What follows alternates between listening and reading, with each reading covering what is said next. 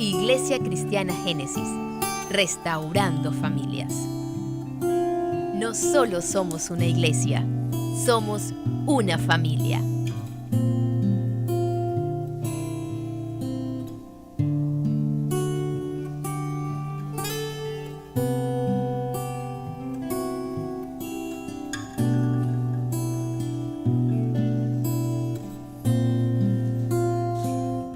Mis hermanos, buenos días. En la mañana de hoy quiero que me acompañen en la lectura del Evangelio de San Mateo en el capítulo 8, a partir del versículo 5, que dice de esta manera la palabra de Dios. Entrando Jesús en Capernaum, vino a él un centurión rogándole y diciendo: Señor, mi criado está postrado en casa, paralítico, gravemente atormentado. Y Jesús le dijo: Yo iré y le sanaré. Respondió el centurión y dijo: Señor, no soy digno de que entre bajo mi techo. Solamente di la palabra y mi criado sanará. Porque también yo soy hombre bajo autoridad y tengo bajo mis órdenes soldados. Y digo a este: ve y va, y al otro: ven y viene, y a mi siervo: haz esto, y lo hace. Al oírlo, Jesús se maravilló y dijo a los que le seguían: de cierto, que ni aún en Israel he hallado tanta fe. Que el Señor bendiga su santa palabra. Acordémonos que el lema en este mes es la Iglesia del Señor exaltando a Jesús por su inagotable fuente de amor. Aunque este pasaje trata como fundamento de la fe, hoy lo vamos a utilizar para ver estos fundamentos, pero llevado a la exaltación del Señor, en un encuentro que puede ser cotidiano de dos personas, en este caso el Señor Jesús y este centurión romano. Y van a ver cómo hay una fructífera raíz de doctrina en este versículo, además de que es importante que necesitamos la fe para la exaltación. Vamos a ubicarnos en el contexto del pasaje. Capernaum, un puerto, ¿verdad?, marítimo, en el cual el Señor pasó y habitó un tiempo prudencial. Y el otro personaje es el centurión. El capitán o centurión romano era una persona que tenía a su cargo 100 soldados y que no solamente lo manejaba desde el punto de vista militar, sino también desde el punto de vista administrativo, o sea que tenía una doble función, de tal manera que para que una persona llegara a ser centurión, debe venir de una familia pudiente, tener una trayectoria militar importante, saber gobernar. Y además, en este mismo contexto, tenemos que mencionar que los soldados romanos en aquella época, sobre todo para los judíos, no eran bien vistos, a tal punto que un judío, si entraba en contacto con un soldado romano y más un centurión, quedaba como impuro y debía después someterse a unas reglas estrictas de pureza, de tal forma de que portar un uniforme militar en aquella época del Imperio Romano pues no dista mucho de la situación actual para nosotros, cuando uno ve una persona militar de alto rango, no le inspira a uno esa misma seguridad y confianza que en aquel entonces. Pero vamos estrictamente para que veamos que he titulado esta predicación: Yo sé quién es el exaltado y yo sé quién soy el exaltador. Entonces, de ese encuentro cotidiano, porque es cierto que cuando uno quiere exaltar al Señor, se recuerda de aquel sacrificio magnífico que Él hizo en la cruz, grande por toda la humanidad, pero a veces se nos olvida la exaltación del cual Él también es merecedor en cosas más pequeñas, que es donde en este pasaje descriptivo vamos a verlo. Y nosotros nos vamos a hacer la pregunta: ¿hasta qué punto, Señor, de verdad yo estoy siendo exaltador? ¿Y hasta qué punto yo te exalto en esos momentos en que parecen cosas sencillas y no te doy la adoración y la honra que te mereces? Fíjense que en el versículo 5, cuando el Señor llega a Capernaum, dice la palabra que quien se le acerca es el centurión. Fíjense, la primera cosa que nosotros vamos a ver para la exaltación es uno el que tiene que acercársele al Señor. Y si nosotros vemos cómo este centurión, de acuerdo a las características que vimos al principio, le iba a costar, porque a lo mejor hasta ni el idioma, su posición, su jerarquía, sus sentimientos, esos prejuicios que a veces uno tiene, no le hacen acercarse bien al Señor. Y una de las cosas que yo siempre he comentado de esta situación en la cual nos tiene sometido esta pandemia es precisamente que nos ha quedado mucho tiempo para nosotros acercarnos y llegarnos al Señor. Sin embargo, hay a veces prejuicios en nosotros mismos, tal vez o la situación como la tengamos, nuestra situación económica, emocional, etcétera, tal cual como la tenía ese centurión. Sin embargo, vamos a ver que él tenía unas características de los pocos centuriones que habla el Nuevo Testamento. Este tenía unas características especiales que no tenía, como decimos ahora, mucho rollo en acercársele al Señor. Y él venció todos estos obstáculos, todos estos prejuicios, y se le acercó al Señor. La otra cosa que dice el versículo 5 es que se le acercó y dijo rogándole. Rogándole. Ustedes saben lo que se imagina un centurión de alta jerarquía que ruegue, que llegue en esa actitud de implorar, de saber que se puso a los pies del Señor. Es importante porque a veces ustedes por un momento se imaginan esa jerarquía tan grande para que él llegue en una posición humilde, cónchale, con ese corazón contrito y humillado, como dice la palabra, que es el que no, ¿verdad? El Señor acepta, pero de manera amplia, lo recibe. Y él no sabía eso. O sea, no era que él se había leído la Escritura y sabía que un corazón contrito y humillado, como nosotros a veces lo sabemos, para acercarnos al Señor, no lo sabía. Y nosotros, a veces que lo sabemos, ¿verdad? No somos capaces de una cosa como la que vamos ahora a describir más adelante. Hizo que él se le acercara al Señor con esa humildad que para una persona de ese rango no es fácil.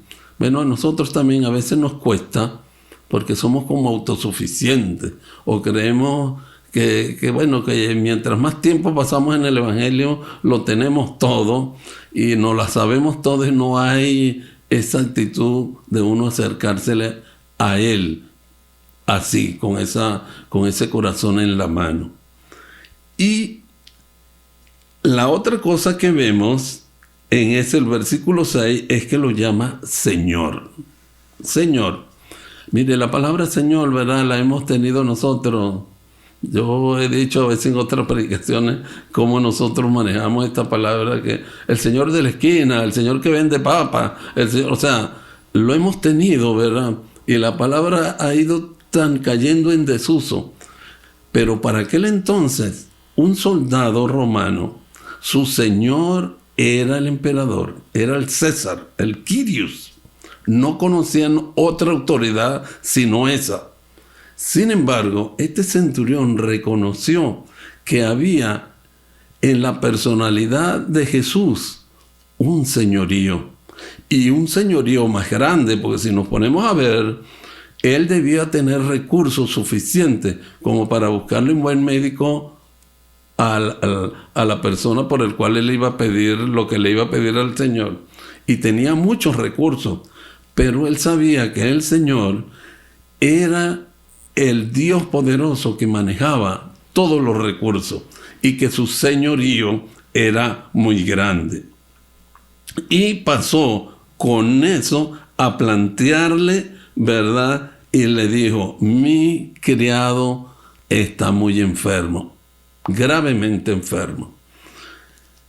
Y mira, si el tiempo me diera más, este versículo ha sido cuestionado por la llamada Nueva Teología Pro-Gay, donde dice que no es el criado el que estaba enfermo, sino el joven amante de ese centurión. Claro que eso no tiene ni pie de cabeza para nosotros, porque ellos pueden engañar a una persona cuya doctrina no sea fuerte, pero al Señor jamás lo iba a engañar creyendo que era otro, ¿verdad? Y que no sabía, porque fíjense que una vez que Él le presentó una cosa cotidiana, y lo más interesante aún, todas esas cosas que él tuvo que vencer para acercársele, rogarle, reconocer el señorío, no era ni siquiera por él, era para uno de sus criados.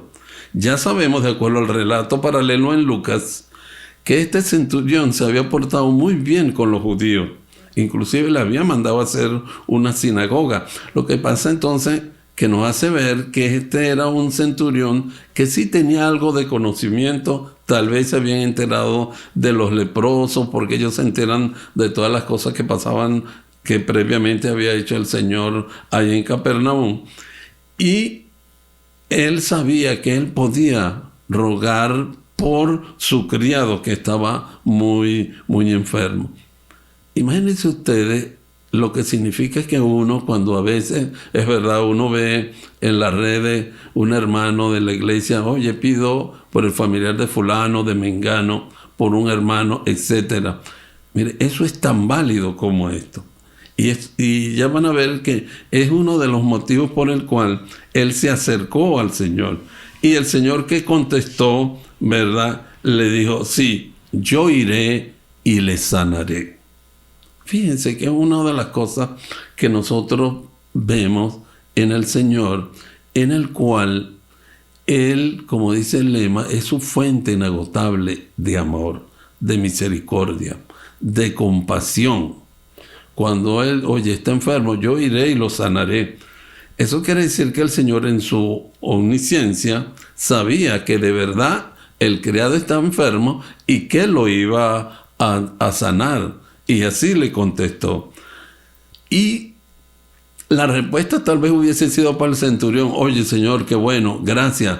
Yo sabía que me ibas a conceder ese favor, pero no. El Espíritu Santo no quiso que ese pasaje terminara allí como pudo haber terminado, sino que el centurión agrega unas cosas interesantes y le dice, mire Señor, yo reconozco, porque lo vuelve a llamar Señor, que yo pertenezco a una línea de mando. Yo recibo órdenes y yo las cumplo y yo ejecuto órdenes y se me cumplen con mis soldados, con mis criados, con la gente.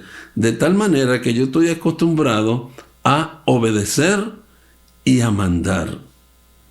Y dice una de las cosas tan fuertes que dice, solamente una palabra tuya bastará para que mi siervo sane.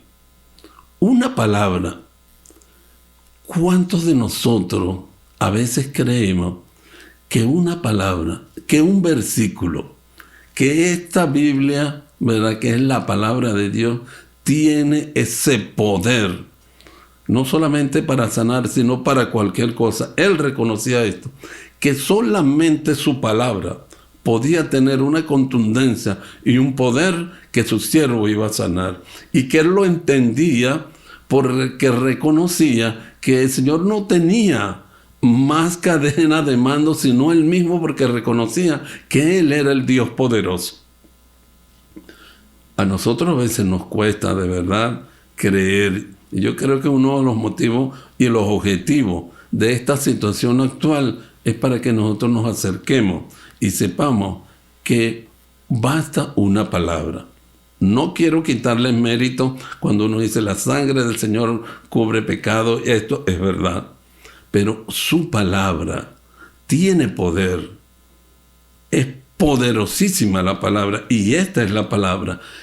Y el centurión sabía que esa era la palabra. Y fíjense cómo una vez que el centurión dice eso, yo me imagino el Señor oyéndolo, que dice, ¿verdad?